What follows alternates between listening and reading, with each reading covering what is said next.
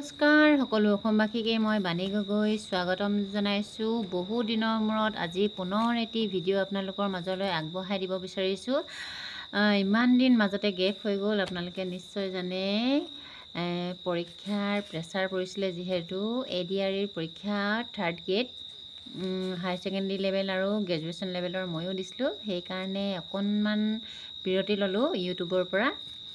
সেইকাৰণে ভিডিঅ' মই আপলোড কৰিব পৰা নাছিলোঁ।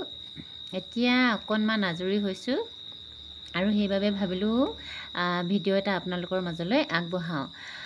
যিহেতু আমি ইমান পঢ়ি শুনি কিবা এটা যদি জীৱনত কৰিবলৈ মন আছে, তেনেহ'লে শিক্ষা বা জ্ঞান অৰ্জন কৰিবই লাগিব। আৰু এই জ্ঞানৰ সৈতে জড়িত মোৰ এই ভিডিঅ' চেনেলটো আপোনালোকে চাই কেনে যথেষ্টখিনি উপকৃত হ'ব। যিহেতু মই কিতাপৰ পৰা প্ৰয়োজনীয় বা ইম্পৰ্টেণ্ট নোটসমূহ আপোনালোকৰ মাজত মই দাঙি ধৰি থাকোঁ। আপোনালোকে চাই লৈ নিশ্চয় উপকৃত হ'ব।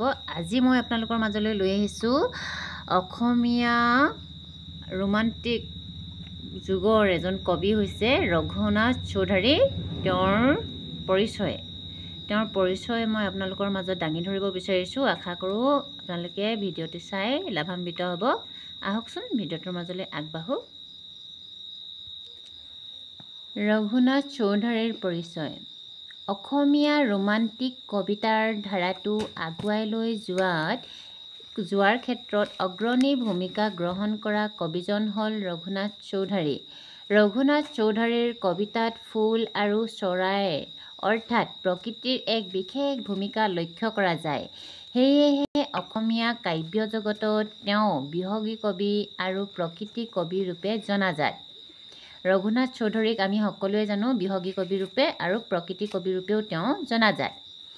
ৰঘুনাথ চৌধুৰীৰ ব্যক্তিগত জীৱন যথেষ্ট সংঘাতপূৰ্ণ আৰু কাৰুণ্যৰে ভৰা। 1878 চনত কামৰূপ জিলাৰ লাওপাৰা গাঁৱত মাঘৰ 5 তাৰিখে ৰঘুনাথ চৌধুৰীৰ জন্ম। নিচেই সৰুতে পিৰালিৰ পৰা বাগৰি পৰাৰ ফলত আঘাতপ্ৰাপ্ত হৈ দুয়োখন ভৰি দুৰ্বল হৈ পৰে। ফলস্বৰূপে বিকলাংগৰ বোজা বহন কৰি ৰঘুনাথ চৌধুৰীয়ে ওৰে জীৱন হীনমন্যতাবোধত ভুগিছিল। সেইদৰে চৌধুৰীৰ জীৱনলৈ নামি আহিছিল ইটোৰ পিছত সিটো সংঘাত। প্ৰথমে মাক, ককায়েক, বায়েকক হেৰুৱাই তেওঁ অকলশৰীয়া হৈ পৰে আৰু কিছুদিনৰ পিছত পিতৃক হেৰুৱাই একেবাৰে নিথৰুৱা হৈ পৰিল। ব্যক্তিগত জীৱনলৈ অহা উপৰ্যুপৰি সংঘাতে চৌধুৰীক যাতনাৰ মাজলৈ নিক্ষেপ কৰিলে। ৰঘুনাথ চৌধুৰীৰ শিক্ষা জীৱনো যথেষ্ট সংঘাতপূৰ্ণ আছিল। হাইস্কুলৰ 4 বেৰৰ মাজতেই শিক্ষা জীৱন সমাপ্ত কৰি প্ৰকৃতিৰ সৈতে মিতিৰালি পাতিলে। শিক্ষকৰ লগত মনোমালিন্য ঘটিলত শিক্ষা জীৱনৰ সামৰণি পৰিল। চৌধুৰীৰ বিকলাংগ অৱস্থাই বহু সময়ত তেওঁক মানুহৰ মাজৰ পৰাই আঁতৰাই আনিছিল আৰু প্ৰকৃতিৰ সৈতে একাত্ম হৈ পৰিছিল। প্ৰায়সংখ্যক কবিৰ বাবে প্ৰকৃতি হৃদয়ৰ আপোন আশ্ৰয়স্থলী। চৌধুৰীৰ কবিৰ প্ৰাণেও এই আশ্ৰয়স্থলীত উপলব্ধি কৰিছিল আপোন সত্তাৰ স্বৰূপ। ব্যক্তিগত জীৱন কবিৰ যথেষ্ট সংঘাতপূৰ্ণ যদিও তেওঁ জীৱনৰ প্ৰতি আকৰ্ষিত। এই কবি নিৰাশাবাদী নহয়, যদিও কবিয়ে এখন পৰিপূৰ্ণ সংসাৰত বাস কৰিও বৈৰাগ্য জীৱন যাপন কৰিছিল। ৰঘুনাথ চৌধুৰী একেধাৰে কবি তথা সাংবাদিক। জোনাকী কাকতৰ সহকাৰী সম্পাদকৰ দায়িত্ব পালন কৰা চৌধুৰীয়ে জোনাকীৰ পাছতেই সাংবাদিক জীৱনৰো পাতনি মেলিছিল। চৌধুৰীৰ দ্বাৰা ৰচিত কাব্যপুথিসমূহ হৈছে সাদৰী 1910 চনত প্ৰকাশিত, দহিকতৰা 1931 চনত প্ৰকাশিত, কেতেকী 1918 চনত, কাৰবালা 1923 চনত প্ৰকাশিত আৰু নৱমল্লিকা 1958 চনত প্ৰকাশিত। পাছলৈ তেওঁ শিশু আলোচনী মইনা 1923 চনত প্ৰকাশ, জয়ন্তী 1936 পৰা 38 লৈ প্ৰকাশিত আৰু সুৰভি 1940 পৰা 44 লৈ প্ৰকাশিত সুৰভিৰো সম্পাদক হিচাপে কাৰ্যনিৰ্বাহ কৰে। চৌধুৰীয়ে মাজে সময়ে গল্প ৰচনাতো হাত দিছিল আৰু তেওঁৰ মৃত্যুৰ পাছত পছতীয়া নামেৰে এখন গল্প সংকলন প্ৰকাশ হয়। অৱশ্যে অসমীয়া সাহিত্যৰ ইতিহাসত ৰঘুনাথ চৌধুৰী কবিৰূপেহে সৰ্বাধিক জনপ্ৰিয় আৰু সমাদৃত। কবি ৰঘুনাথ চৌধুৰীয়ে অসমৰ প্ৰকৃতি জগতক অতি নান্দনিকভাৱে প্ৰকাশ কৰিছিল। মহেশ্বৰ নেওগে লিখিছে চৌধুৰীয়ে আধুনিক অসমীয়া প্ৰকৃতি কবিতা গীত আৰু সৌন্দৰ্যৰে আদ্যৱন্ত কৰিছে। তেওঁৰ পৰ্যবেক্ষণ নিবিড় আৰু সৌন্দৰ্য স্পৃহা অবিৰত। এই কথাখিনি কৈছে ৰঘুনাথ চৌধুৰীৰ বিষয়ে মহেশ্বৰ নেওগে লিখিছে। এগৰাকী ৰোমান্টিক কবিৰ চিন্তা চেতনাত থাকিবলগীয়া প্ৰেম ভাৱনা, স্বদেশ প্ৰেম, প্ৰকৃতি প্ৰেম আৰু ভগৱত প্ৰেম ৰঘুনাথ চৌধুৰীৰ কবি মানসতো পূৰ্ণ ৰূপত বিৰাজমান। চৌধুৰীৰ বিভিন্ন কবিতাৰ মাজেৰে কবি জীৱনৰ অন্তৰ্ঘাত, বহিৰ্ঘাত আৰু সংসাৰৰ কুচক্ৰৰ পৰা হাত সাৰিবলৈ ভগৱত অন্বেষণৰ পথ বাছি লোৱাৰ প্ৰতিচ্ছবি ফুটি উঠিছে।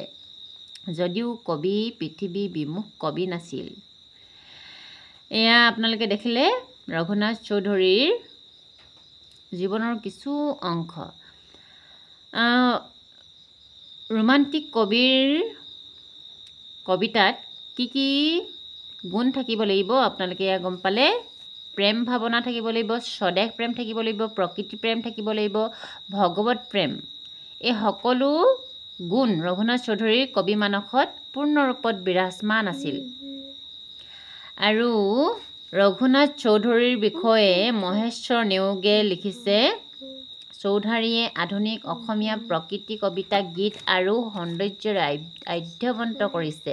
তেওঁৰ পৰ্যবেক্ষণ নিবিড় আৰু সৌন্দৰ্য স্পৃহা অবিৰত।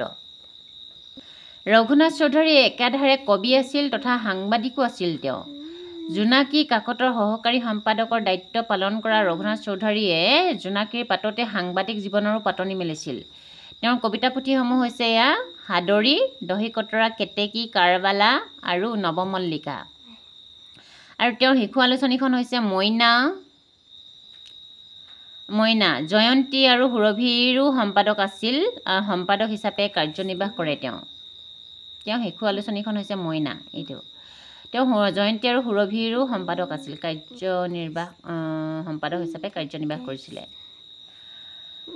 আৰু তেওঁৰ মৃত্যুৰ পাছত তেওঁ গল্প সংকলনতো হাত দিছিল। আৰু তেওঁৰ মৃত্যুৰ পাছত পছতীয়া নামেৰে এখন গল্প সংকলন প্ৰকাশ পায়। ৰঘুনাথ চৌধুৰীৰ জীৱনৰ বিষয়ে আপোনালোকে জানিলে যে তেওঁৰ জীৱনটো যথেষ্ট সংঘাতপূৰ্ণ আছিলে। তেওঁৰ পৰিয়ালৰ এজনৰ পিছত ইজন মানুহ হেৰুৱাই তেওঁ একেবাৰে নিথৰুৱা হৈ পৰিছিল। তথাপিতো তেওঁ জীৱনৰ প্ৰতি হেঁপাহ কমি যোৱা নাছিল। তেওঁ আশাবাদী, তেওঁ কেতিয়াও নিৰাশাবাদী নহয়। তেওঁ প্ৰকৃতিৰ সৈতে একাত্ম হৈ পৰিছিল।